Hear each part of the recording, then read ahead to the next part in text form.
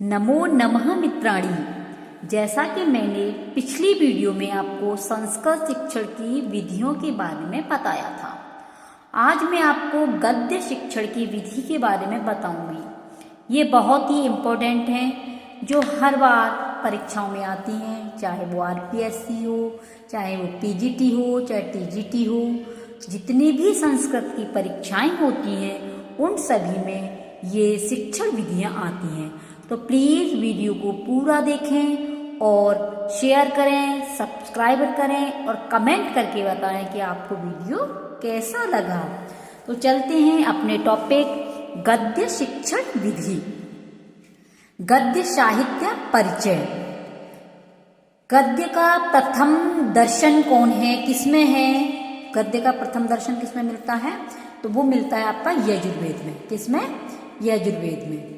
Next है गद्य व्यक्तायाम वाचिम, यानी धातु से यत प्रत्यय करने पर गद्य शब्द बनता है।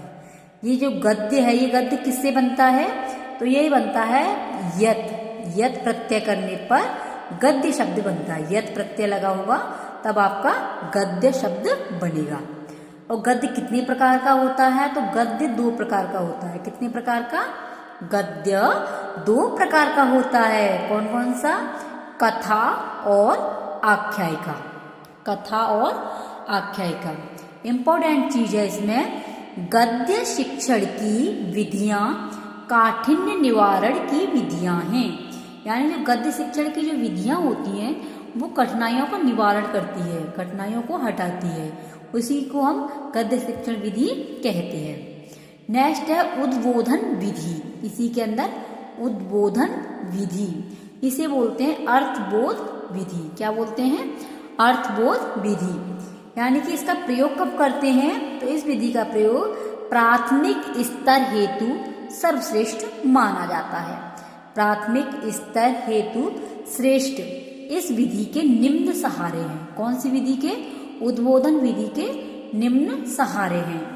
ये निम्न के द्वारा प्रयोग की जाती है प्राथमिक स्तर पर। जैसे चित्र, रेखा चित्र। छोटे बच्चों को हम चित्र दिखाएंगे, देखो बेटा ये कैसा लग रहा है, तो ये किसके अंदर आ गया? आपके उद्बोधन विधि के अंदर। नेक्स्ट है इसका प्राकृतिक मॉडल दिखाकर कोई मॉडल बनाएंगे, मॉडल बच्चों को प्राकृतिक के अकॉर्डिंग बताएंगे तो बच्चे को जल्दी समझ में आ जाएगा। नेक्स्ट है प्रत्यक्ष अभिनय करके, यानी कि हम प्रत्यक्ष बच्चों को हंसाएंगे गा करके। जैसे कि कविताएं होती हैं या कुछ भी होता है तो बच्चों को हम हंसा करके, प्राथमिक स्तर जो होता है छोटे बच्चों का लेवल होता है, तो उसमें हम प्रत्यक्ष अभिनय करेंगे, खुद करेंगे और बच्चा उसे देख करके खुश होगा। नेक्स्ट है पदार्थ का प्रत्यक्ष कराकर। पदार्थ माने कोई वस्तु हो, जैसे कि हम फूल दिखा सकते हैं या उसे कोई किताब दिखा सकते हैं, तो बच्चा उसे देख करके जल्दी समझ जाएगा।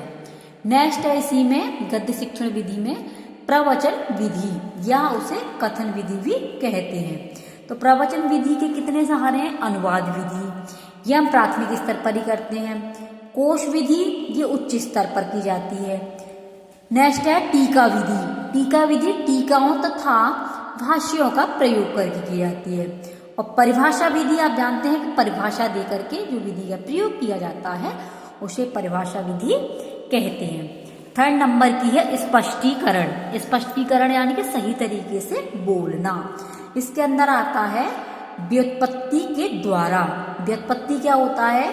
जैसे संधि, समास, प्रत्यय आदि की अलग अलग व्युत्पत्ति करके अर्थ स्पष्ट किया जाता है, उसे व्युत्पत्ति विधि कहते हैं। ये इसका प्रयोग उच्च स्तर पर किया जाता है। किसका? व्युत्पत्ति विधि का प्रयोग उच्च स्तर पर किया जाता है। तो प्लीज आप इन्हें लिख लें, नोट कर लें, इससे जल्दी समझ में आ जाए।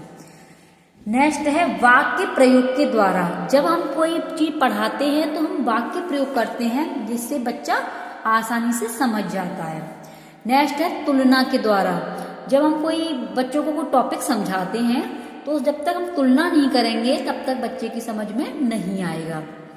फोर्थ नंबर की है प्रश्नोत्तर विधि। प्रश्नोत्तर विधि को संवाद विधि भी कहते हैं और ये प्रश्नोत्तर विधि जो है सुकराती विधि भी कही जाती है और इसे डायलैक्टिक मेथड भी बोलते हैं। Dialectic method. प्रश्न आ जाता है कि प्रश्नोत्तर विधि के प्रवर्तक कौन है? तो ये है आपके सुकरात जी। सुकरात ने ही प्रश्नोत्तर विधि पर चर्चा की थी और इसे सुकराती विधि भी कहते हैं। ये हमारी होगी गद्य शिक्षण विधियां। नेक्स्ट है हमारी पद्य शिक्षण विधि। पद्य, तो पद्य क्या है? पद्य का उद्देश्य होता है रसानुभूति ही, यानी रस की अनुभूति होती है। पद्य हमेशा गा करके प्रयोग किया जाता है और गद्य हमेशा बोल करके प्रयोग किया जाता है, यानी कहानी वगैरह होती हैं ये गद्य में होती हैं और पद्य में आपकी कविताएं होती हैं और आपके दोहा, ये सभी पद्य के अंदर आ जाते हैं। तो इसका उद्देश्य है रसानुभूति, यानी कि रस की अनुभूति होना, ज्ञान होना ही पद्य शिक्षण कहलाता है। इसमें काव्य शिक्षण इसे बोलते हैं। पद्य शिक्षण को ही काव्य शिक्षण, कविता शिक्षण, पद्य शिक्षण, तो ये इनके कई एक नाम हो गए। काव्य से तात्पर्य क्या है? ये काव्य जो होता है इसका तात्पर्य क्या है? तो सबसे पहला काव्य लक्षण किसमें आता है? अग्नि पुराण में। और ये गद्य का किसमें आया था? यजुर्वेद में। ठीक है, और इसमें काव्य का लक्षण किसमें मिलता है? अग्नि पुराण में। काव्य में 5 तत्वों का होना आवश्यक है। काव्य में कितने तत्वों का प्रयोग होता है? 5 तत्वों का। कौन कौन से? संक्षिप्ति काव्य, इष्टार्थ, अलंकार, गुण, दोष रहित। अब इसमें भामह ने कौन सा दिया है? तो ये पेपर में आता है, ये बहुत ही इंपॉर्टेंट है। जितने भी ये मैंने किए हैं तो आप इन्हें नोट कर लेना, क्योंकि ये आ ही जाते हैं पेपर में। भामह ने कहा है शब्दार्थो सहितौ काव्यम, ये आता है काव्य अलंकार में। ठीक है, रुद्रट ने बोला है शब्दार्थो काव्यम, ये भी काव्य अलंकार में है। मम्मट ने बोला है तद्दोषौ शब्दार्थौ शगुणावन लंकृति पुनः क्वापि, ये है आपका काव्य प्रकाशः में।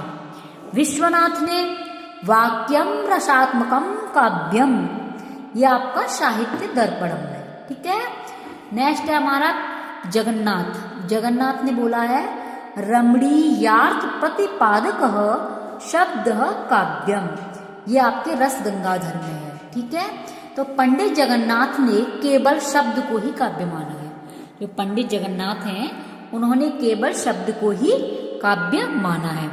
तो आज से आपको पर डे वीडियो मिलेंगी, तो प्लीज़ आप वीडियो पूरी देखें और अच्छी लगे तो प्लीज़ शेयर करें और लाइक करें। Thank you.